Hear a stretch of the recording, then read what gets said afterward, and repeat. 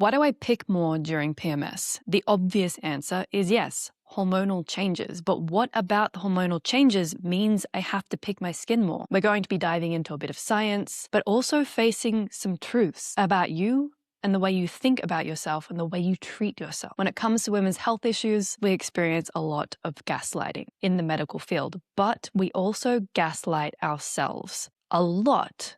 And that is part of the problem. So we're going to be addressing that today as well. So you can support yourself better and not end up in such horrible picking, pulling, or biting sessions every single month. This is actually a topic that has come up so many times over the past 3 years that I've been helping people to heal from chronic skin picking and hair pulling and nail biting. And I can't believe it's taken me this long to record a podcast episode on it. And what inspired me to record this podcast episode actually was one of my lovely followers on YouTube who asked me this question in a comment on one of my videos.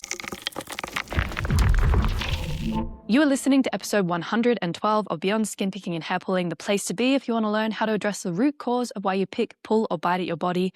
My name is Raffaela Marie. I'm your host. I've healed from 15 years of chronic skin picking through addressing the root cause, and I have made it my life mission and purpose to help people like you to heal as I did by giving you this information, these 5 years of personal exploration and research and training that I've done to become a coach.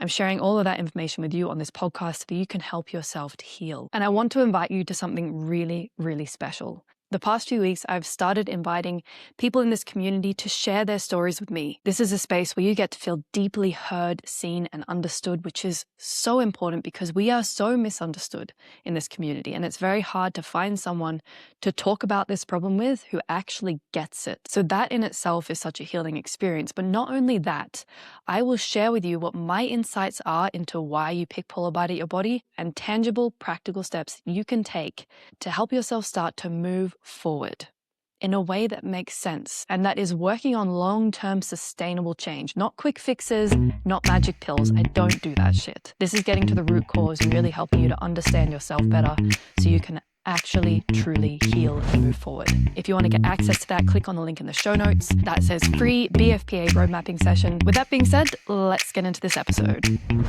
I want to first start off by saying that I am not a women's hormone health expert. What I've done is that I've done some research for this episode. I've collected that information and put it together in a way that makes sense in the context of chronic skin picking and hair pulling and nail biting.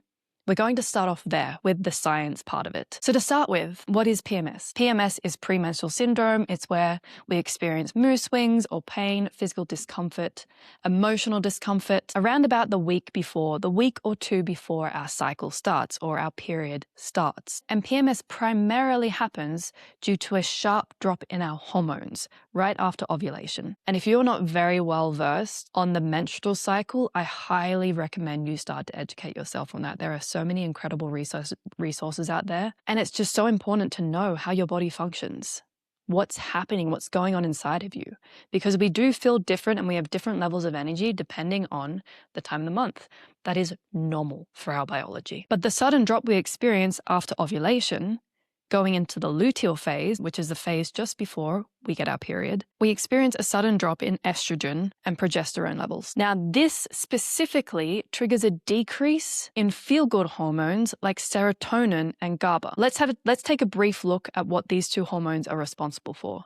And I've just taken this from the Cleveland Clinic website. Serotonin, known as a feel-good hormone, it stabilizes emotions.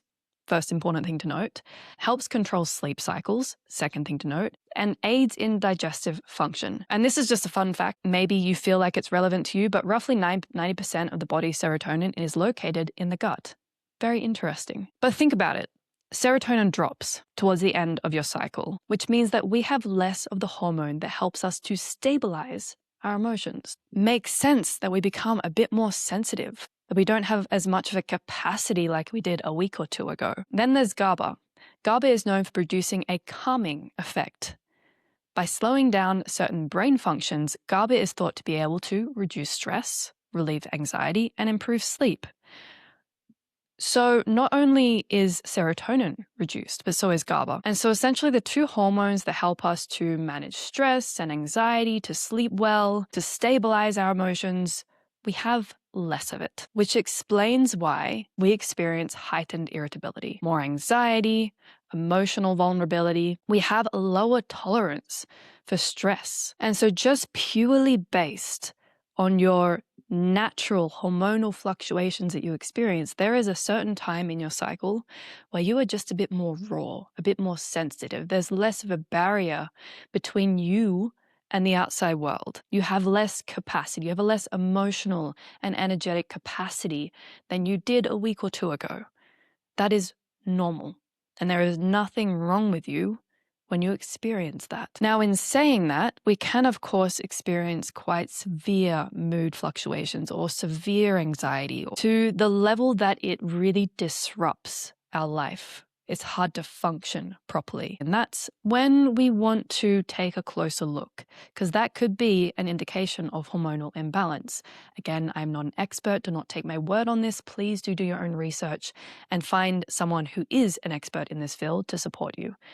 But this is really important to note that if you have a feeling you have hormone imbalance, that is something to address because that's not normal. And you don't have to live that way the rest of your life. So if you have the feeling like this is a problem for you, then take it seriously. Take the time to do some research and understand, well, what is going on here? Listen to some podcasts on women's hormone health. Follow some people on social media that talk about this topic. There's a lady that I follow who's awesome. Her name is Arc Woman. That's ARC.woman.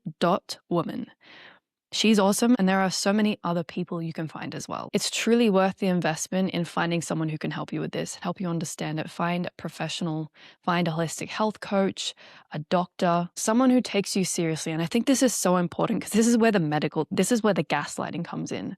And I've experienced this myself as well, is that if you are looking to get support from someone, a professional, and if at any stage you feel like you're not being taken seriously, you're not being heard, if you feel like you're being talked down to, if you feel small after being in that person's space, if you don't feel like you can fully trust that person, then find someone else. It is not okay and it is not normal to feel that way when you are seeking support from someone.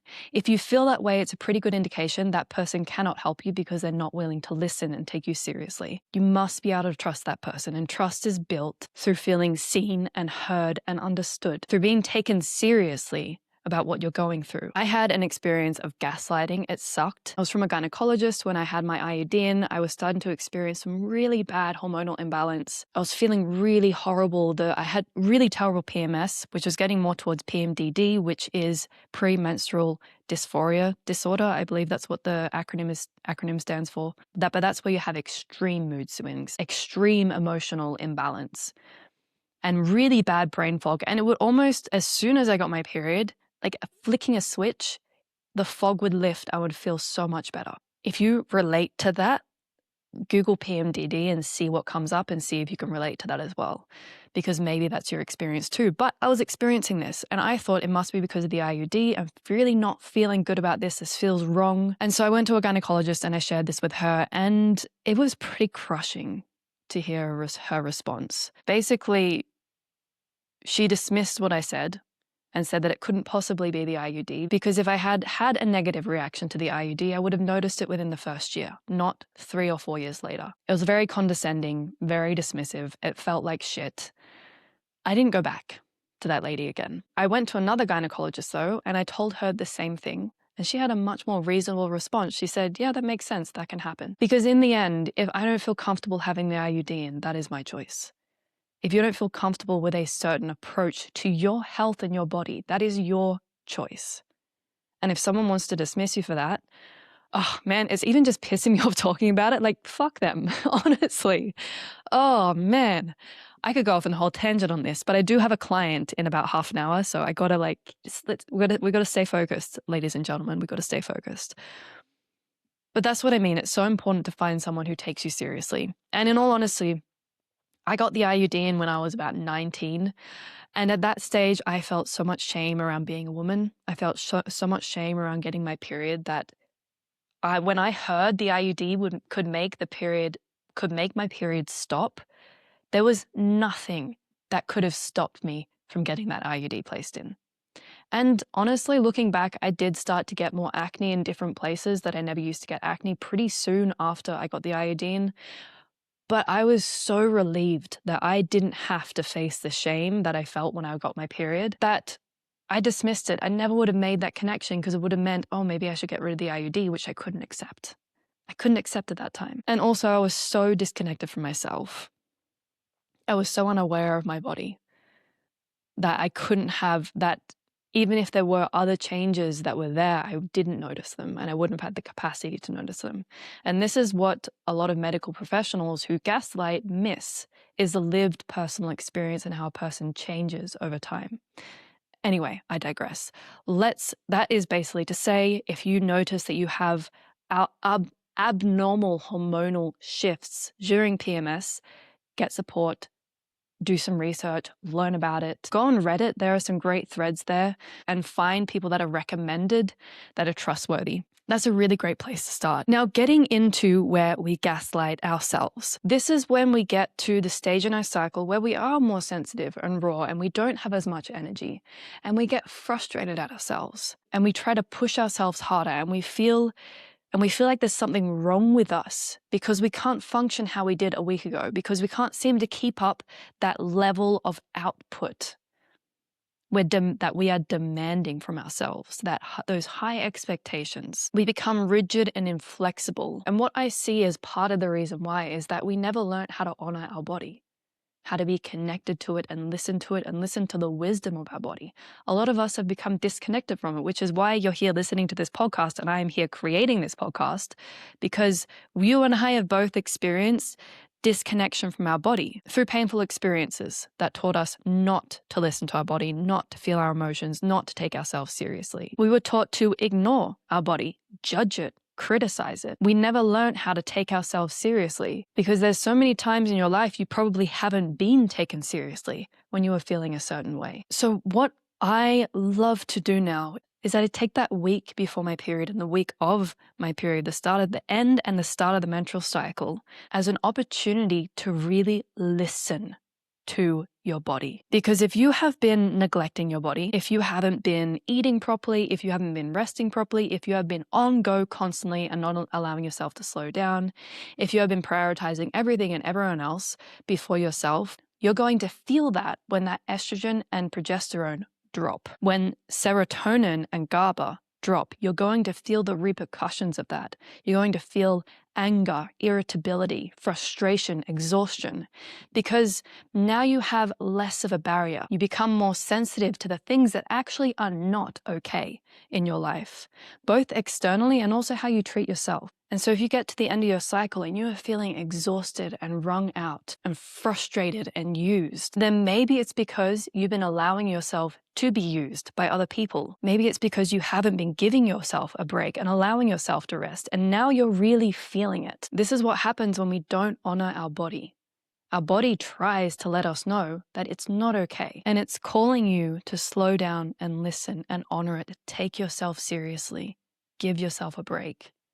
Say no a little more. Let other people do those things that maybe you don't actually have to do or be responsible for. Block out a little more space for yourself in your calendar and commit to it.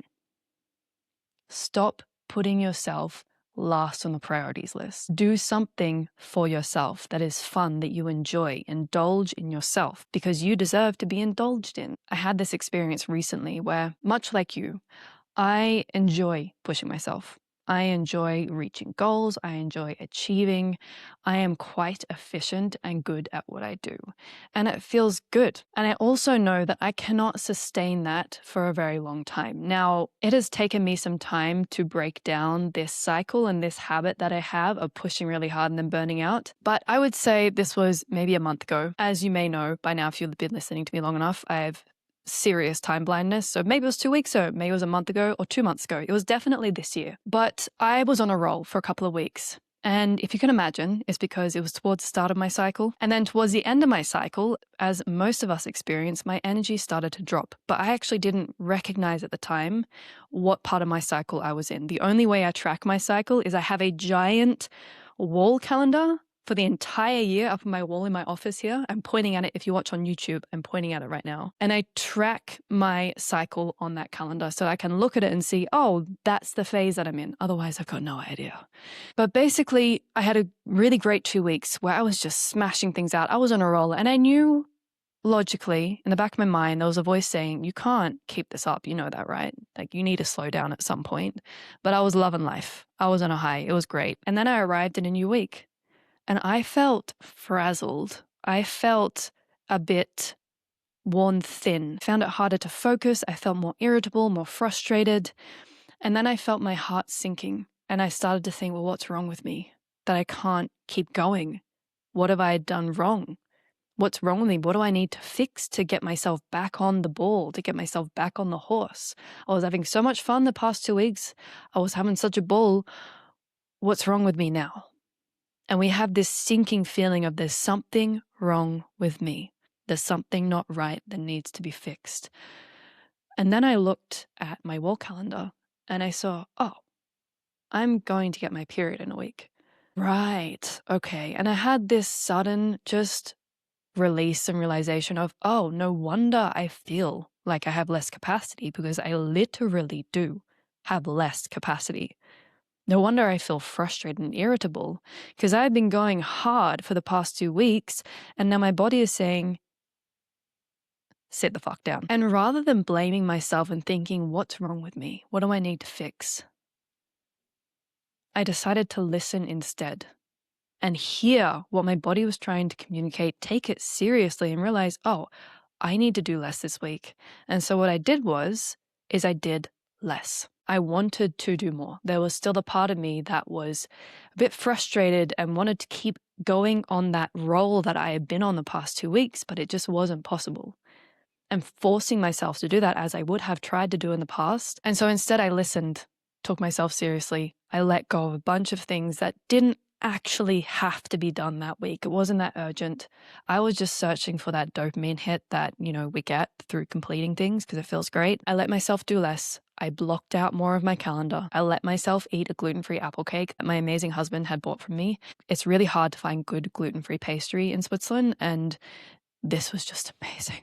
Anyway, I let myself just switch on Avatar and I ate that amazing apple cake, and I just chilled instead of doing work which I would have done at that time, instead of pushing myself to be more productive. Sometimes that's what it looks like to honor your body. I didn't just do that as well. I also did some yin yoga. I did some gentle movement. I just let myself do less, simplified my week. And that's another really important part of how to handle PMS better, because you're naturally going to feel different at different parts of your cycle. It's normal, it's human, but we make it so much harder on ourselves when we blame ourselves for feeling differently. You're not a machine. Your body is doing something really, really incredible, and it deserves to be listened to and honored. And you know what? After spending a week or two of doing less, it doesn't mean that I didn't do nothing. I have responsibilities. I still had to show up, create podcast episodes, coach my clients, prepare group coaching sessions, post on social media, respond to messages. I still have responsibilities. I also work weekends at a restaurant, but I created more space for myself in between, more downtime. And after about a week or two of that, naturally, my energy started to rise, along with my cycle, the hormone shifts in our cycle. And I felt more of a capacity to do more. And because I had let myself rest and not been beating myself up for a week or two, and make myself feel like absolute shit, I actually let myself rest. I felt so invigorated and energized. I felt good about myself. My self-esteem was high.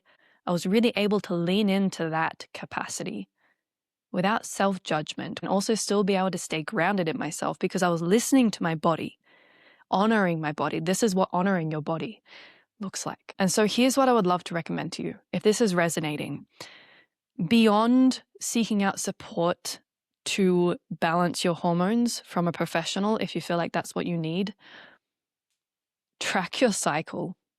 Really, this comes around every month and it can catch us so off guard. And so track your cycle. Get a calendar up on the wall. If you are one of my ADHD friends, having a wall calendar is an excellent thing, even if you just use it for tracking your cycle. Having it on a phone and an app can be good, but those are one of those things that it's easy to forget about the app, or you miss a few days or a week and then you stop thinking about it. But track your cycle so you can see, oh, I'm getting towards the week before my cycle starts, so I'm going to be a bit more sensitive. Put a reminder in your phone if you need it. A reminder about a week or 10 days before your cycle starts, your period starts. Put a reminder in your phone. Hey, estrogen and progesterone are dropping. Time to slow down a little. Give yourself some more space. Let go of a few things that aren't that necessary or urgent. And be kind to yourself, be loving to yourself, and know that this is a part of your cycle and that it's normal. If you feel like you have less energy, you're feeling more raw and irritable, you need more space, it's okay to feel that way and it's normal. Honor it. And you can literally copy down word for word what I just shared and put that in a note, a reminder in your phone so it pops up to remind you to just take it easy on yourself. These are some really practical ways that we can support ourselves in preventing picking, pulling, and biting sessions, because firstly, if you have hormone imbalance, that in itself is a mind fuck.